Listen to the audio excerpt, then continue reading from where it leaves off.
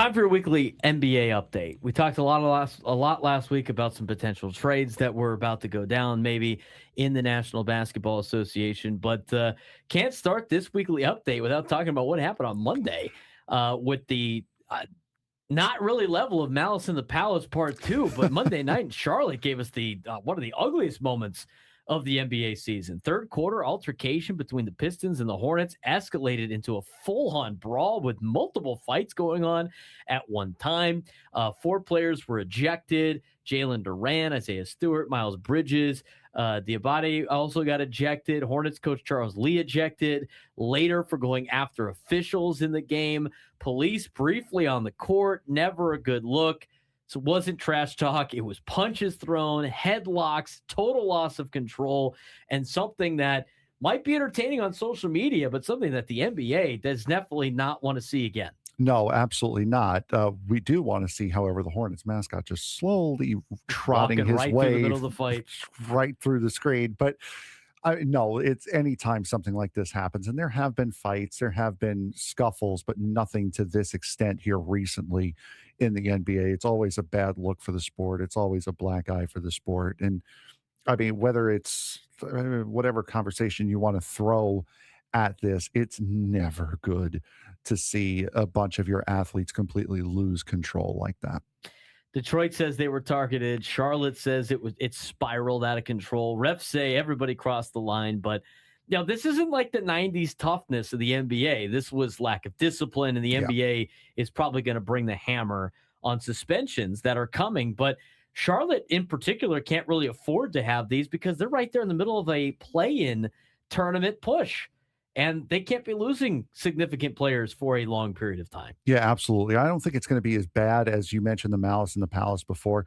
I don't think the suspensions and penalties are going to be that bad because fans weren't involved. Yeah, you have Ron Artest running into the stands. Not even that. It's also, I believe it was Steven Jackson who punched a fan that was on the court.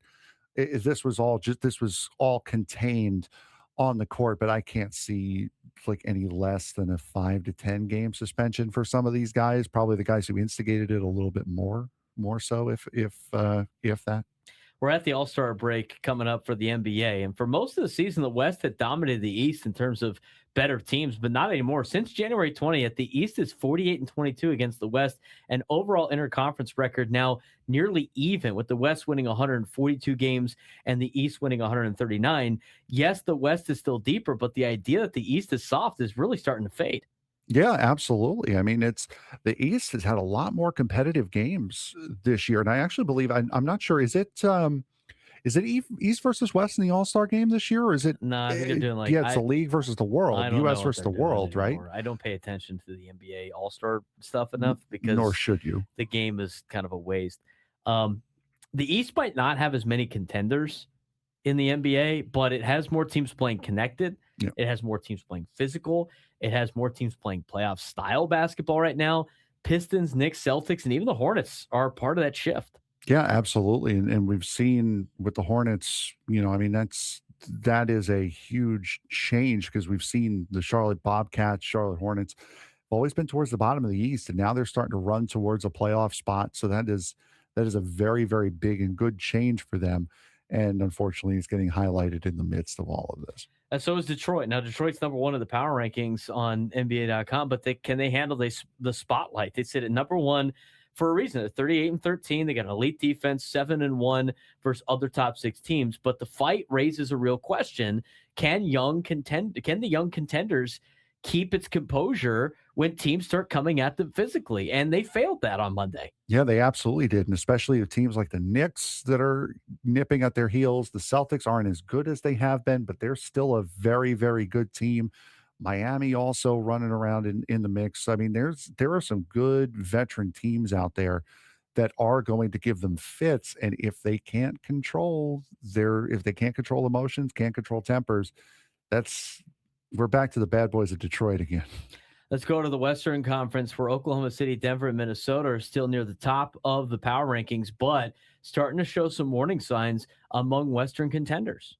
Yeah, absolutely. The Thunder missing Shai Gilgeous-Alexander and Jalen Williams, blowing big leads, struggling badly in clutch games. The Nuggets have Nikola Jokic carrying a huge load that cannot be sustained. The T-Wolves have made a win now move and don't look any better off of it. So yeah, there's a lot of things going on right now for the contending teams in the Yeah. West. I mean, they might be deeper than the East, but they're also probably more fragile and probably the most fragile they've been in years. No team feels bulletproof like they had in the past, and that opens the door for chaos come April for some teams that are starting to trend in the right direction in the NBA. Hornets, 9-game winning streak, elite rebounding. They real play-in threat. The Knicks defense is elite again. Alvarado adds an edge. The Lakers are winning with defense and free throws, not just vibes like it's been in the past. But at the same time, Frank, there's some teams trending in the wrong direction. Yeah, absolutely. The Chicago Bulls, their roster makes absolutely no sense as to what they've got going on there. The Rockets' offense is stuck in neutral. The Clippers sold at the deadline despite having success.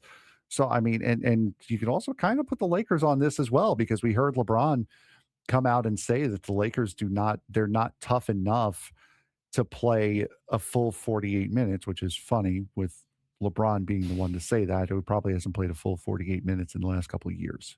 Most middle heavy NBA we've seen in years, and Yes. a ton of teams good enough to scare you, and not many you trust. But we'll see what happens after the All-Star break, second half of the NBA season coming up next week.